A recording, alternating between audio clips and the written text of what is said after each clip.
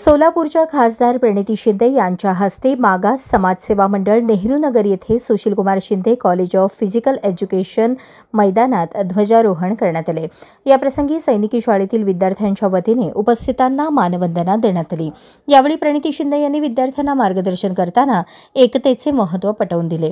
याप्रसंगी संस्थेचे अध्यक्ष सुभाष चंद्राराम चव्हाण, उपाध्यक्ष विवेक चव्हाण, सचिव किरण चव्हाण, सैनिकी शाळेचे प्राचार्य रवींद्र चव्हाण, कमांडंट अशोक कुमार, जागृती विद्यामंदिरचे प्राचार्य विजयरत्न चव्हाण, शिवाजी अध्यापक विद्यालयाचे प्राचार्य मोहन राठोड, राष्ट्रसंत तुकडोजी महाराज आश्रम प्रशालेच्या मुख्याध्यापिका अश्विनीताई चव्हाण तसेच शाखेतील पर्यवेक्षक, शिक्षक व शिक्षकेतर कर्मचारी, विद्यार्थी उपस्थित होते।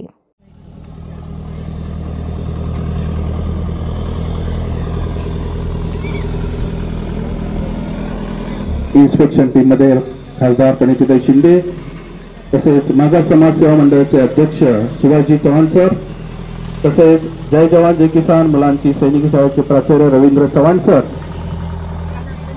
हे इन्स्पेक्शन साठी निघालेले आहेत।